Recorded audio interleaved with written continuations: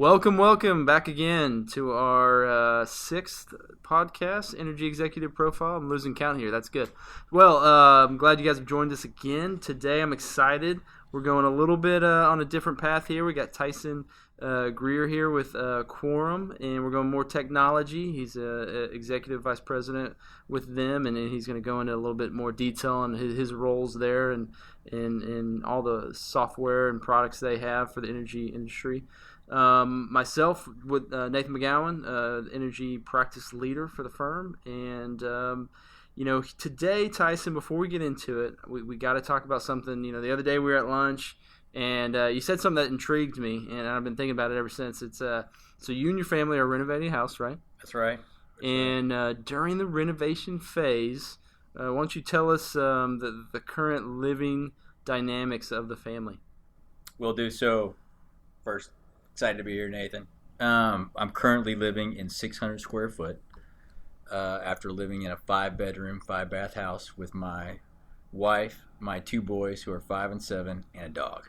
And I love this because, not that I realize all over the world people live in all crazy in certain circumstances. It's like living in Europe. That's right. Yeah. But in Houston, and I have 2 kids, same age, 5 and 7. And I can't imagine waking up in one bathroom, right? One bathroom. That's I left out the one bathroom. That's part. right. That's right. One bathroom. But you have 2 boys, so maybe 2 boys. we got some nature peeing going on there. That's I don't know. Right. Yeah. A lot of group activity. So tell me about what is Christmas like when your family shrinks down to 600 square feet and you got 5 and 7-year-olds who I'm sure had a very Merry Christmas. Downsize the tree, so you go to the 1-foot tree. Live, real, or real tree outside? Real tree on outside. the porch. Okay. We had a real tree on the porch, and then we have a snowman, Frosty the Snowman tree that's about 1 foot high, 2 feet high, of which the presents were around, packed in a very tight corner. That's awesome. And then you mentioned you guys recently took a vacation, rented a nice house, and so what kind of shock did your boys have? Super shock. I had shock. The kids know, but came back. Went on vacation, stayed in a house with all the modern amenities you would expect. Multiple bathrooms, an actual kitchen, and came back to just extreme shock. And had to yell at the contractor that they're not moving fast enough because they got to get out of this house. But, there's got to be an element of it when I think back to, like the living in the dorms in college at Tech. You're in this small room. You got one of your buddies literally like 3 feet from you all the time.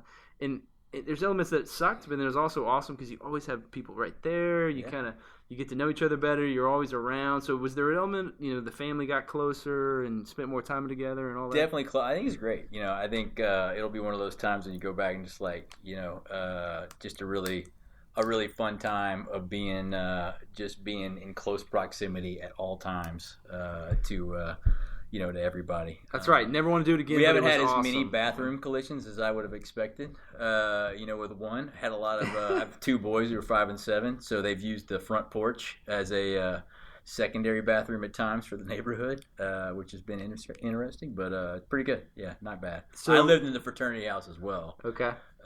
With 3 people crammed into probably 500 square foot, but it's been pretty good. That's good. So.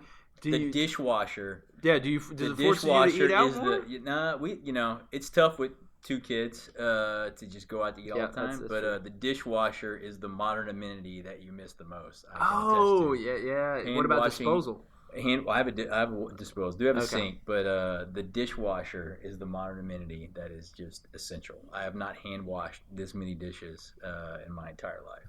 I can definitely see that. Well, and so more importantly, tell us about. Your wife has an Instagram that follows kind of the process. What's it called again? Victorian in the Heights. Victorian in the Heights. Yeah. So give the group a little rundown on what you guys are doing. So we bought a 120-year-old house, Victorian house in the Houston Heights. It's a City of Houston landmark that we have been renovating now for 12 months. From inside out, and she check her out, Victorian in the Heights. Done a great job, but keeping the house really original, but some modern updates so we can live in it with a family, hopefully for a long time. And we're allegedly 30 days from the goal line here of going. I go over there every morning and stare at the kitchen and the space. And you said the house is 120 years old, and then you have a sink that's even older, right? Yeah, my wife. We've so I think the finishings are they're either original to the house or we've bought them from houses that are of the same era. So a sink that was salvaged out of a 125-year-old house on the East Coast, a fence that was salvaged from a 120-year-old house in Colorado. So a lot of character, a lot of respect for for the era. So we're excited to restore it and hopefully make it a family heirloom for years. Very cool. Yeah, no, we need to get some type of house tour. Sell tickets. Yeah, it has been on the Houston Heights house tour several times, and I'm sure it'll be on the house tour again. Awesome. Well, now back to business. So, you're the chief product officer with Quorum. I know Quorum very well, but for our listeners, break down, okay, what is Quorum and what is it to the energy industry? Yeah, so Quorum, Quorum's the leading provider of finance and operational software in the energy space. So we are the market leader in land software for upstream companies like land management, accounting, revenue and financial accounting software, field data capture, production management, and drilling and operation software. And then also on the midstream and downstream side, our software runs transactional and operational processes for leading companies that gather, process, and transport natural gas, liquids, and crude across North America. We've been in business for over 20 years. We have about 750 employees spread across North America, mostly here in Houston and in Dallas, Fort Worth area. And, just really exciting time to be in the industry and really focused on really transforming how these companies work in the back office as much as they innovate out in the field. And we're going to go to that a little more detail, but before, we're going to back it up a little bit. So tell listeners, where'd you grow up? What's your childhood story? I grew up in the great state of Mississippi, born in Columbus, Mississippi, stone's throw from the great city of Starkville, Mississippi, home of Mississippi State University. I was born and raised there. I was the only Lebanese Catholic kid in Jackson, Mississippi, and have a mother and father who have been married for over 40 years. Grew up in the Mississippi Delta. So we met in middle school and have been together and married ever since. Mississippi is a really interesting place to grow up. It is both its own. It's both frustrating and endearing to grow up in the Deep South in a place like that, particularly one of largely foreign ancestry, but just really, I really love going back. The people are exceptional. The state is beautiful, and everything just slows down when you go back to Mississippi. Now, your parents still live there? Still live there. Whole family still lives there. Sister lives 15 minutes from my folks with her two kids. I have a lot of love for the state. And then you go to Mississippi State, which you said is not too far away from your hometown, right? From my birthplace, from my birthplace. Mississippi State is parked in the top right of the state. It's actually only about 60 miles from the University of Alabama in Tuscaloosa, and it's out in the middle of a cow pasture. It is, I think, the largest land-grant university in the entire country. So from a land mass perspective, it's a big sprawling university. Incredible agriculture and top turf management university in the entire country. A lot of grasses are invented at Mississippi State, including a lot of the grass that I have in my house. That is definitely a fact to pull out later. Yeah, definitely. No one knows. That's if you have zoysia grass at your house, it was engineered and invented at Mississippi State University. Oh man, that's a Jeopardy question. Yeah, that's good. That's good. So you go to Mississippi State, and you're computer engineering. I think you graduated in high school in '98. I was '99, so around that time, I actually started in computer science. So similar, but you went much further in that path than I did. So what was your intention? How did you all of a sudden say, you know what, this computer engineering, that's what I want to do? Man, it was like accident. Mississippi, particularly before the internet was like a bubble.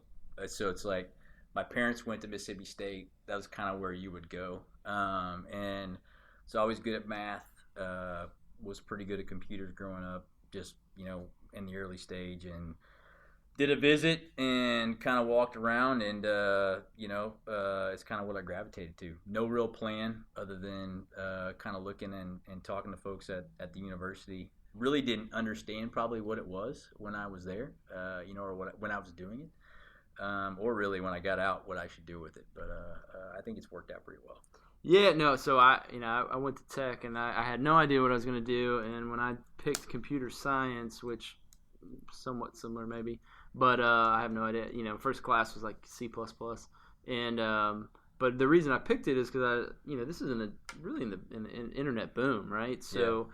If you looked at highest paying degrees out of college at that time, it was the computer science guys, which is not a great way to decide what your major is going to be, but that's what I went with.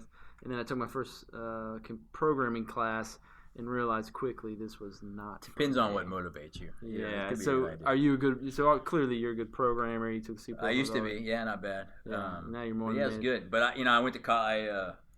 I was always really good at math.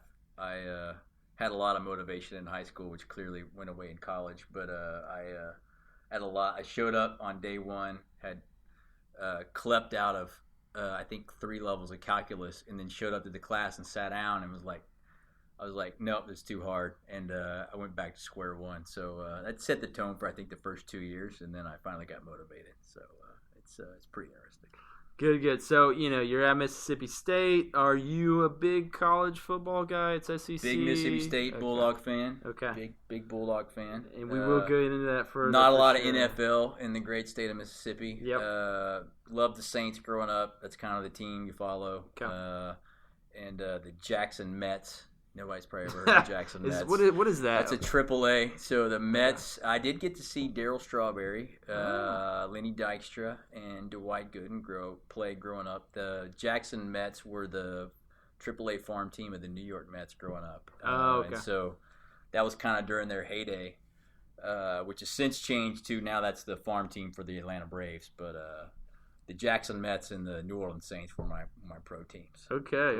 Well, we're going to get you a Jackson Mets throwback jersey. Yeah, definitely. So, you graduate for Mississippi State, and then what's your first job? Where do you land? Outback Steakhouse busboy. Nice. First ever job.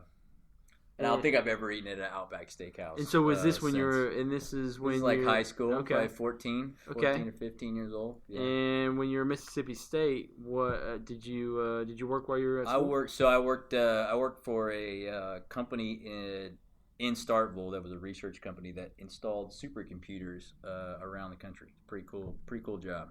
That's good. It goes through your major. That makes sense. Was early cloud. So what they would do is cluster computing. So cluster computing is taking a bunch of small computers and making them work as one. And so we would accompany typically a research university. So Cal Berkeley for medical research, the National Center for Supercomputing in Illinois, Urbana outside Chicago. They would buy these big clusters for doing computational number crunching. So we would go install them, and then we actually wrote the software that actually made 100 to 200 to even 1,000 different small computers work as one.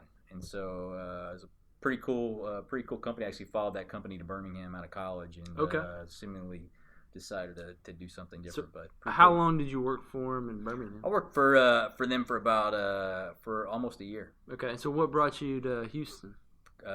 Girlfriend. Okay. The wrong thing. It's okay because ultimately it never works out. Wife, but it's how I met my wife. She knows.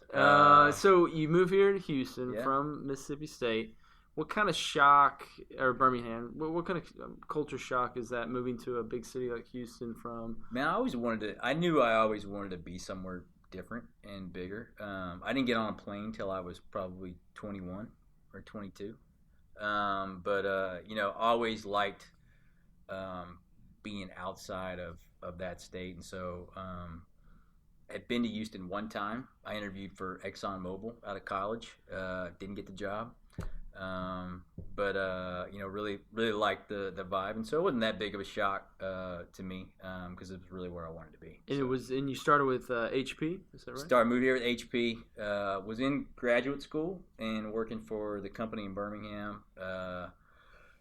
Had to move to Houston to be with the girlfriend. Found a job at Hewlett Packard as a hardware engineer in their graphics lab up in the Compaq Center. Was there for 6 months.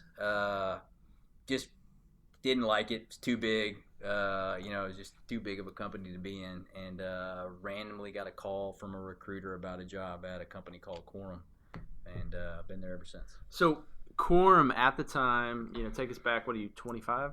It's about 24, yeah, 24. You get this call, Quorum. I mean, how many people total do they have? It's about 30, 40 folks. 30, 40 folks. And how many you have today? 700? 750. 750. I didn't ask a single question.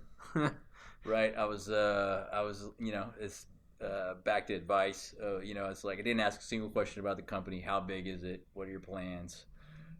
Just wanted a job. And, went in for a couple of interviews. Had an interview at a Subway with an executive where all we talked about was football. And I think that's what got me the job, which is kind of sad. But everyone that's in their early 20s, learn quickly. And there's a famous story at Quorum where, HP would allow you to wear whatever you wanted. And so I'd had one interview where I showed up in a proper suit and tie. And the second interview, you could wear shorts, you could wear flip-flops, you could wear whatever you wanted to Hewlett Packard at the time. And I was at work wearing flip-flops and got a call from the recruiter saying, hey, we have the second interview lined up. We need you to show up. And I told the recruiter who worked for Quorum today, he's our corporate recruiter, and I said, I'm wearing flip-flops. I don't have time to go home and change. Is it going to be okay? And so he said, yeah, it's fine. I showed up.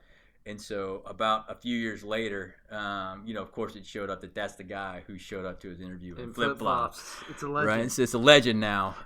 You show up in flip-flops, and next thing you know, you're an EVP. Exactly. Exactly. So,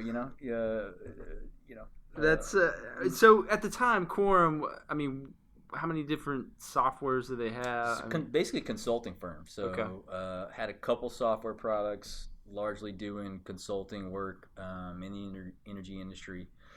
Building out some projects, but it was 100% travel. I was living the consulting kind of life, right? Not as exotic, going to Oklahoma City, Tulsa, Midland, New Mexico, Bakersfield. I've been to Bakersfield many times in the summer. It's hot. But it was largely kind of building the business. Energy is really complicated, so in order to build a software business in energy, you got to do that with customers and learn from them, learn the requirements, learn what problems they need to solve, and that's largely how the business was built in its early days, was big consulting projects with customers, figuring out what the challenges are that the industry needed us to solve. So, you're like myself, been there, a lifer, been there for 15 plus years. So, in your earlier years, when did it really start to take off? When did you see the, from 30 to 40 jump to 100? I mean, when did you start to tell, okay, this is really a fast growing company?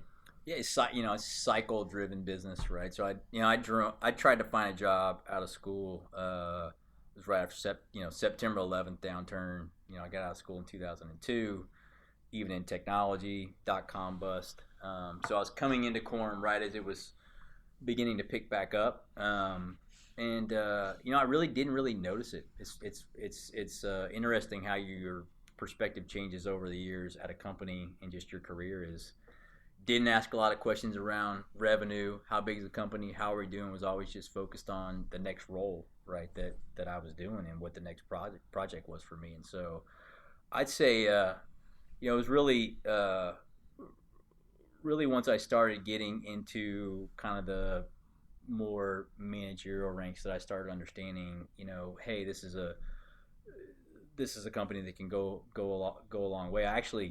I actually decided to maybe move back home probably 5 years in, got burnt out on travel, and one of the executives came in and offered me some equity in the business, and that's when I realized, hey, this could really be something that's really that's really useful to me as a as both an employee and from a career perspective. And so when did you make that jump from I am programming, I'm really in the detail, to more I'm now management and really having to wear that new hat? I mean, at what point in your career did you kind of flip that switch?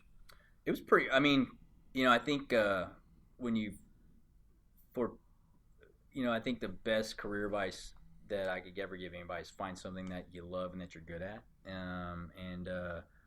I think I figured out kind of early on, probably a few years in, that I was just really good at this job. I had a good mix of technical and personal skills and leadership skills that that in consulting and software really pay off. And so I'd say about 5 years in, I switched from kind of being this technical focused person to really beginning to kind of drive the business. It's a small business at the time, but a small business, you can really enact a lot of change and have a bigger and bigger role over time as the company's growing. So it was pretty quickly on, but I think and that's been part of the fun of being at a business that's had to transform itself year over year, is that even though it was that early on, I've grown with the business and grown my skills with the business over time, and had to change those skills as we've gone from a consulting firm to a software company, over the last 10, 15 years.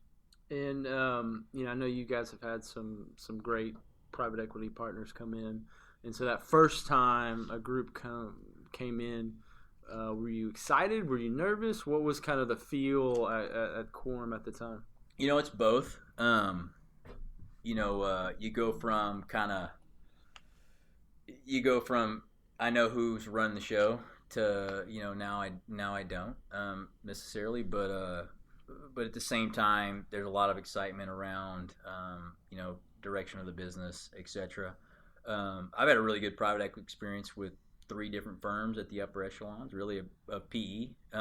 Growing up in Mississippi and seeing just the educational background of the people that you deal with, the wealth and the acumen is pretty, it's something that you just don't think that it seems far-reaching, and it's pretty cool to have access to those kind of people and that kind of knowledge, and it's been really good for Quorum.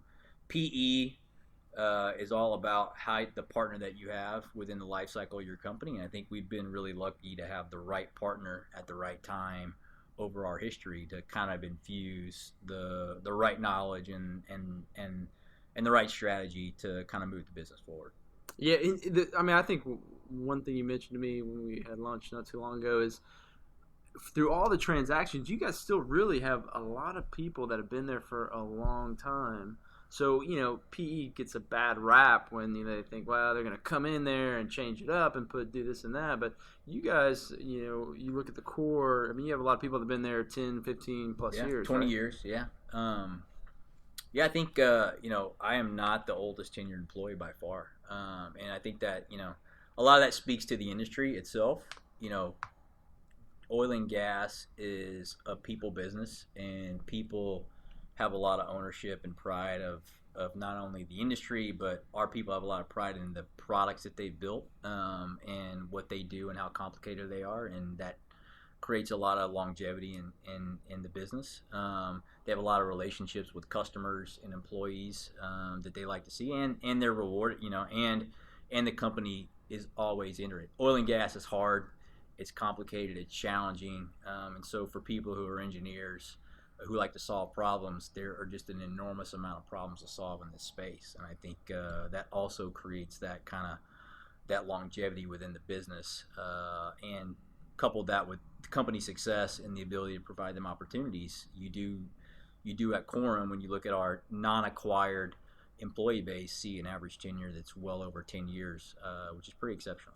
No, that says a lot about the company for sure. And so, you've been in your role now for 3 years, right? As chief operating. Yeah, chief product officer for 3 years. That's right. And so, how do you divide up your day? What does that really encompass So the majority, 3/4 of my time or more is spent on driving the company forward from a strategic perspective. So that's M&A related. So that's inorganic growth. What opportunities, what other companies are out there for us to combine forces with, whether through partnership or through acquisition. Energy has an enormous amount of problems to solve. There's lots of great companies that are both established and new that are solving lots of cool problems, and so it's understanding what's out there and how we can continue to drive the company forward from that perspective. And then most of the time is spent on the product portfolio itself. We have a pretty diverse product portfolio that spans the entire value chain, lots of different disciplines within that value chain. So it's managing this product strategy, the roadmaps, the vision, and how we're moving the products forward through software development and interacting with the customers. And then a small part of my day is spent on really transforming our business digitally. And so public cloud adoption and how can we change our internal operations to mirror what we're asking our customers to do so that we can be more efficient and obviously leverage technology on a broader basis. In acquisitions, you've done what? You said done six six deals over the last several years. Name some of those just so our the viewers know. What are some of those companies? Yeah, so companies like Wellies, if you're in the field, bought a company that does drilling well lifecycle management software. So if you're a rig supervisor or a drilling engineer out in the field, software that's helping you track budget to actual drilling cost, managing all your engineering information, and creating wellbore diagrams and drilling reports for your working interest owners and stakeholders. Company like FlowCal, established company in the Houston area, based in Clear Lake. They're the leader in measurement software. So if you're in the midstream or downstream arena of the business, or even in the upstream, the custody transfer point, so the handoff of commodities from a producer to a midstream or downstream operator, those meters and the validation of that equipment and the measuring of that equipment, FlowCal is the de facto leader of in that business. Company like OGSys, based in Fort Worth, small to mid-sized business accounting firm. We acquired in August of this year. Quorum for a long time has served the larger end of the market from an accounting perspective. Over the last few years, we've really focused on serving more small and medium-sized businesses. So acquiring the OGSys brand, which has been in business for over 30 years. And then even small startups, a company called Archaeo, based in Dallas. They do cloud-based document management for oil and gas. So they create digital file rooms for leases and well files and accounting related documents, all based in the public cloud.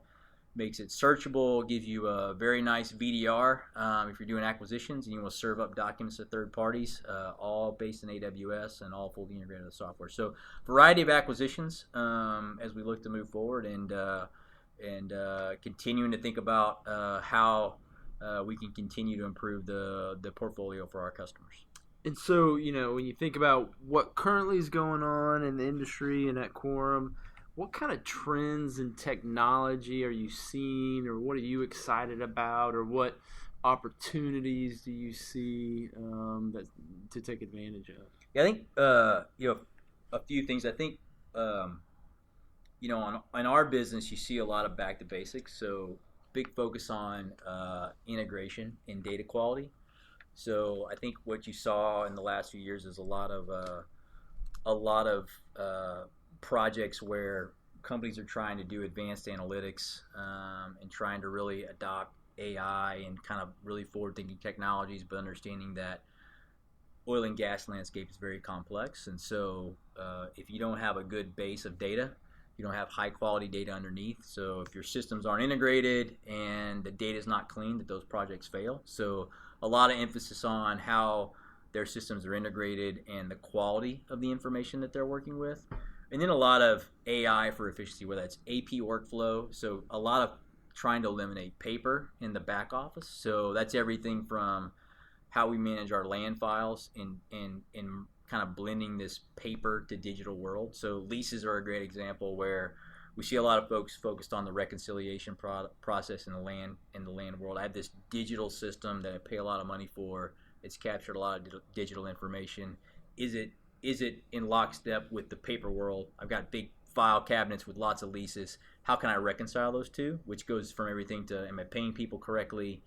Am I making sure that my drilling is keeping up with with the terms of those leases, and then I'm not having any penalties, or I'm not leaving any money on the table from that perspective, as well as driving efficiency through the process of just automating how I get information into these systems. And then I think what's really interesting in just going to some industry events on the drilling side, it seems like I saw a really interesting presentation from an analytical provider at TPH's Energy Disruption Day.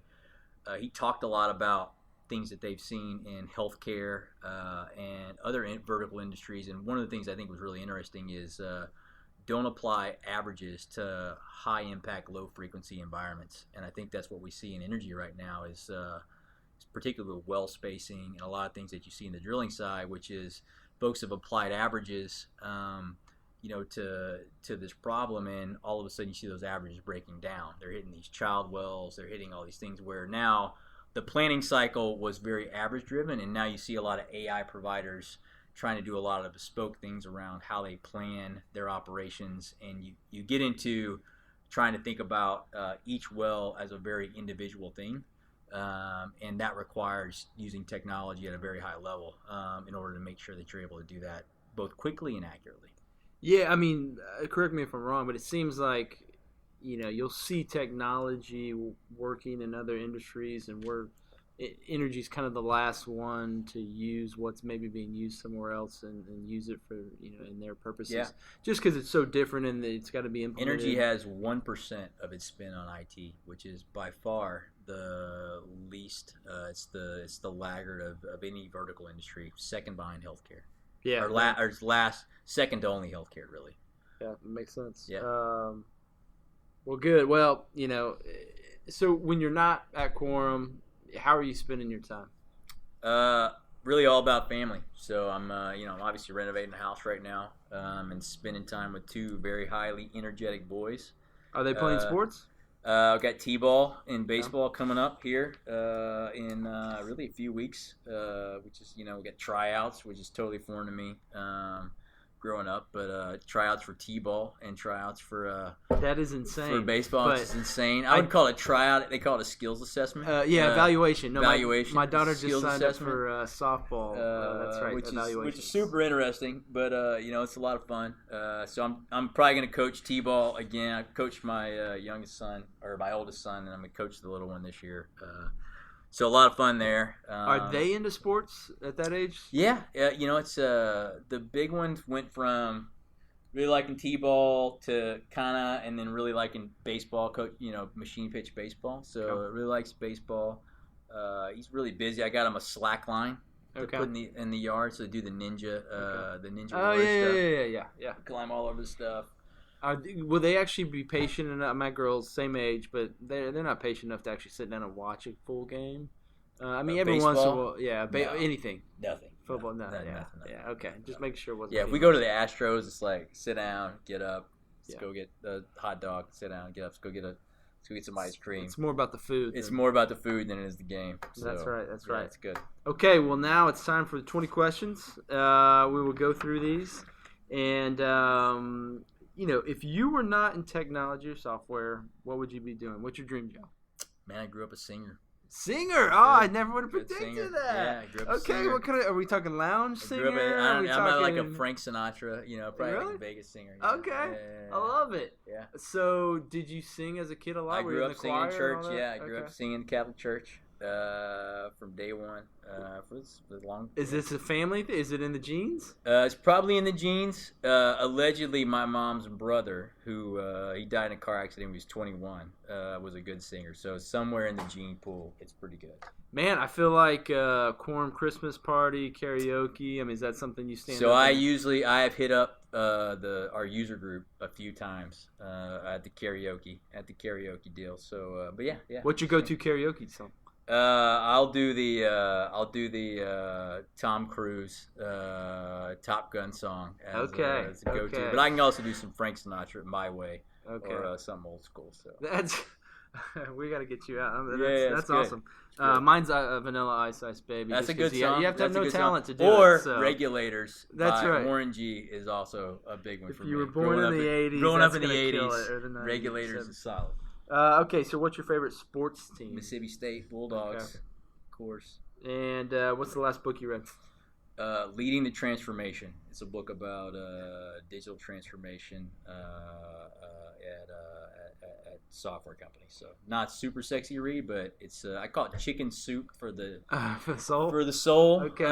For technology companies. Are you a hard-covered book? Are you a Kindle? Are you a reader? Listening to? I even still care. I'm a paper person. I do not. It's pretty sad to admit from a chief product officer. Company. I didn't think about that, but I'm the same way. I need to be able to highlight and I'm a highlighter. I use the sticky things on the pages so I can go back to my notes. I'm all paper. Okay, so thinking about spanning your life, whether it's personal or work, is there one event or an event of many that you can think of that helped mold kind of who you are or what direction you went? Man, I would say necessarily. I think growing up, growing up in Mississippi, I would say really molded who I am. It's a working class place. Put your head down, you work hard, and it's always been my motto. So I think that's molded the most of who I am and my folks. And so, do you and this is something similar background, but you're having success. Obviously, your kids will have a great life and whatnot. Do you ever worry that not raising your kids in maybe a similar environment Absolutely. where not? I worry about that all the time. It's my greatest fear. Yeah. That they will grow up. They will grow up without that drive because they didn't grow up in a similar environment, right? And I think that's it. Not coming from generational wealth and not coming from coming from a different background and living in a big city. It's very challenging when you think about your kids and how you mold who they are and the opportunities that they have and how to manage those. You don't know how to manage those because you didn't have those when you were growing up. Yeah, and it can be on the flip side, right? Like growing up, I had no idea what private equity was. I didn't, going to school was important, but really just to get a degree, it wasn't really hammered into me. So, it can go the other way, right? They grow up, and then you can kind of point and direct them and help them, and so. But yeah, that is definitely a concern. Absolutely, I would go interview at Rice all the time and interview some of these kids. Had a plan, like they had showed up with a plan. They had a plan, and it can go both ways, which brings travel. I tell you I didn't get on a plane until I was 21 or 22. That my kids have been all over the place, been different countries in the world, so they're going to grow up with a different perspective. But just grounding that work ethic, I think, is a challenge. Okay, so if you could take your wife anywhere in the world, where would it be? Northern Italy. It's our favorite place. Have you guys been there several times? Well, yeah, we went there for a honeymoon. She studied there abroad. It's super relaxing. Food's great, beautiful. So I'm gonna have to get your suggestions. My wife went to school in Rome for a summer. I've never been to Italy. We have a 10-year anniversary coming up. We're doing an anniversary trip in Italy in June. So I'll have to get some tips from you. That's great. Greatest career achievement to date? I don't know. I think still being here is a pretty good achievement. The best is yet to come. Frank Sinatra. I think I think it's evolving. So it's being with a company and continuing to move and change with a company that that continues to change, which I think is pretty important. So what's one thing 22-year-old if you had a chance, what would you go back and tell 22-year-old Tyson? Yeah, it's a great question. I think besides, don't worry about that girl. I think that'd be bad advice because that's right. It brought you to Houston. That's right. I never showed up. I think it's just always focus on the work, right? I think do the best job you can do, work as hard as you can, and don't sweat the small stuff. And I think that a lot of people make rash decisions on things that don't necessarily matter a lot of times, and it prevents them from having opportunities that if you can just get through this, I think it's really important. But I think the thing that I've done well that I would go back and tell myself again is work as hard as you can in your 20s. It gets really hard once you have kids, and you have this opportunity when you're 20 to 30 years old to kind of grab life and really kind of put yourself in a good position. And that's I did it by accident, I would say, because I moved here. Could have got married and could have a totally different path, obviously, and by accident kind of made this path. And so I probably would have gone back and said, hey, you should move to Houston, but forget about that girl, instead of me showing up here and going a different way. No, I 100% agree with that statement about work as hard as you possibly can, because those are your years to whether you realize it or not, you have infinite amount of time. You think you're busy, but you're not. Yeah. And the hard work you put in those first 5 to 10 years of your career can push you and propel you forever for the rest. So, every staff and senior, I hope you're listening to this. No, but I do agree. I was the same mentality. It was just like, man, get it done and make everyone's life easier and solve the problems no one else wants to deal with. And no, I think that's a it gets harder, right? It gets a lot harder. Okay, if you could have dinner with anyone dead or alive, who would it be? Willie Nelson. Willie Nelson, I love okay. the song Willie Nelson. What's your favorite Willie Nelson song? Poncho and Lefty. Okay, this is my favorite. He's actually going to be at the rodeo this year. He is? Yeah, I think he's the opening night rodeo. Oh, nice. Go see him. Who's opening him up for him? I don't know. I mean, he's day one, so okay. I'll have to go check it out. So, how excited are you? This is my favorite question and the most important question. How excited are you as a Texas Tech grad to have Mike Leach come into your team? I'm stoked. Man.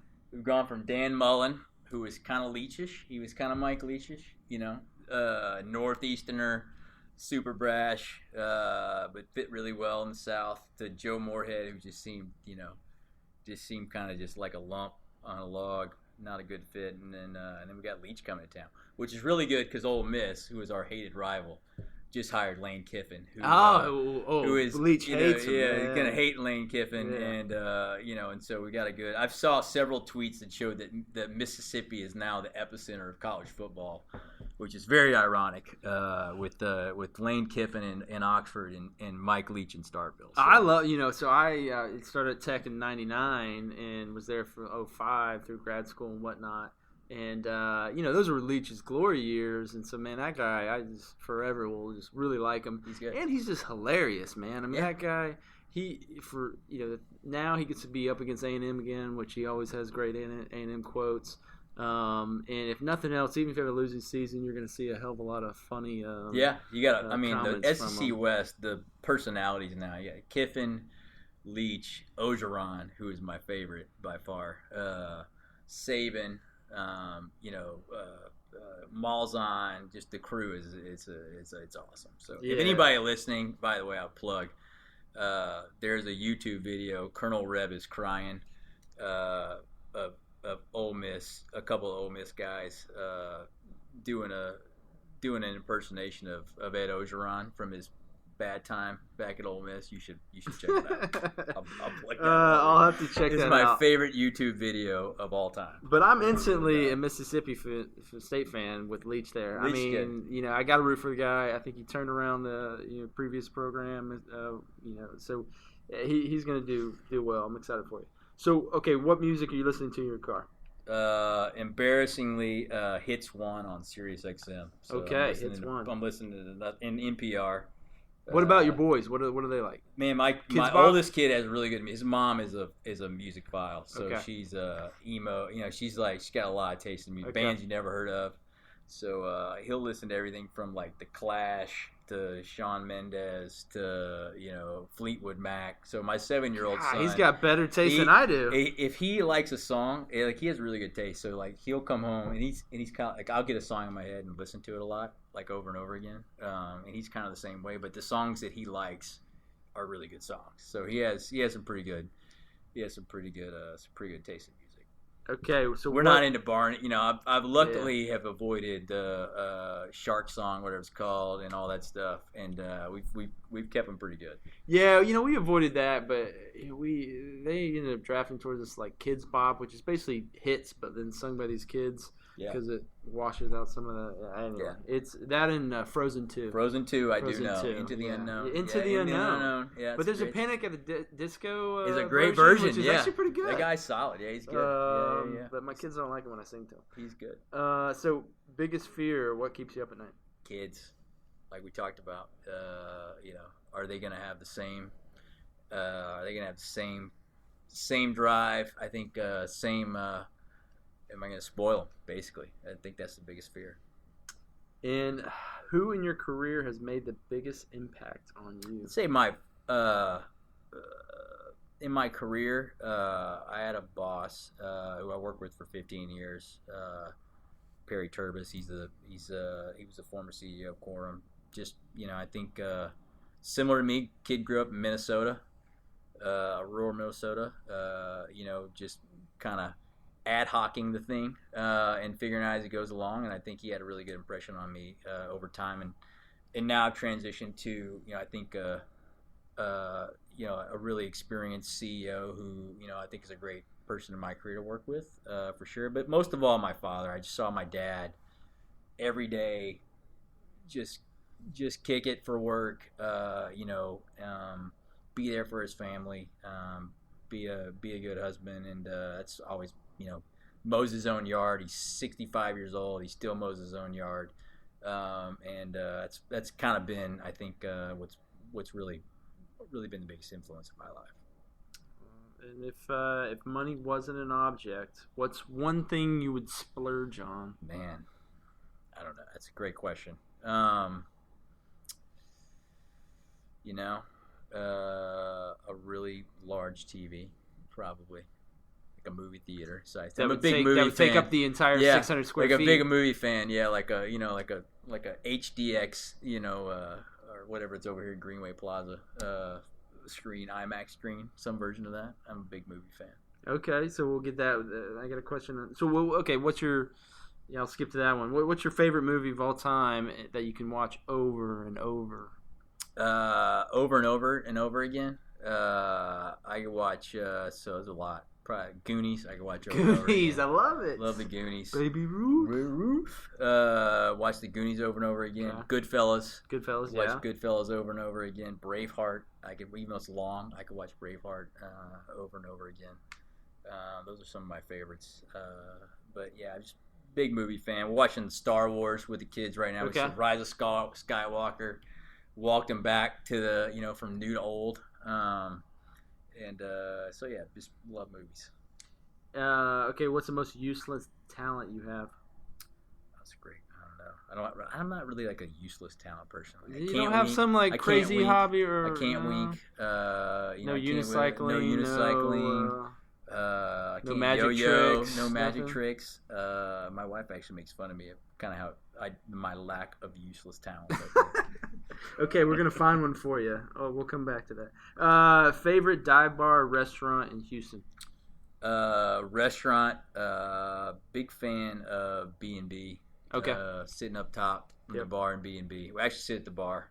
Have you been to their new one, B&B? BB Lemon. I like BB Lemon. Yeah, I really like BB Lemon. So those are some of the favorites.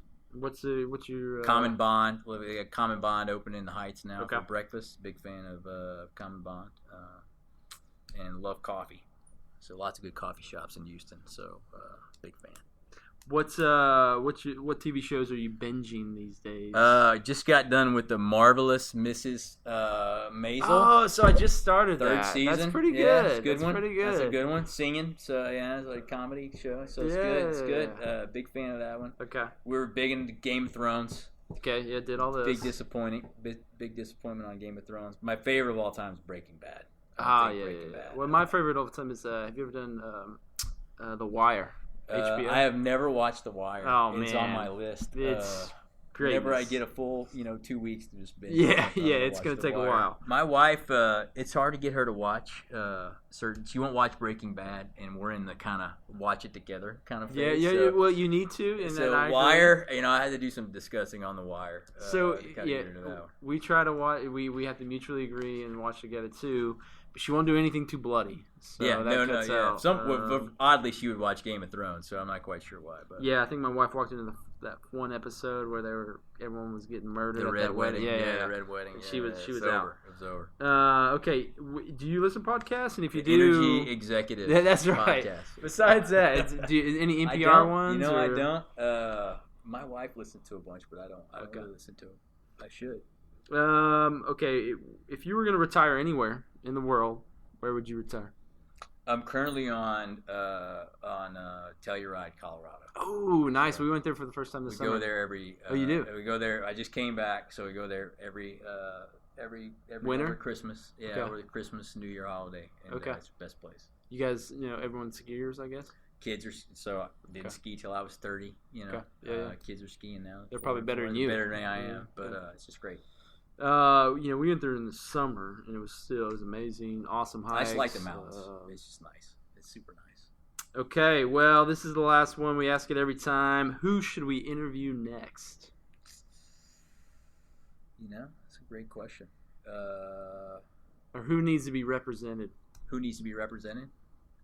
Have you had anybody from the midstream and downstream space? We haven't. That's a good point. We do. It's been mainly upstream focused. We do need a midstream. LNG. LNG. Yeah. I want to get someone just like filthy rich, has had 5 exits, doesn't care, and just goes off. Find one of Dan Duncan's kids from Enterprise Products. Yeah, that's right. We haven't been able to find that yet. Anyway. Well, thank you so much, Tyson. This was great. We had a lot of fun. Quorum is, I think, great company and great products, and a lot of our clients use it, and we've got a great partnership with you guys, so we really appreciate it. Thanks for having me, Nathan. Appreciate it.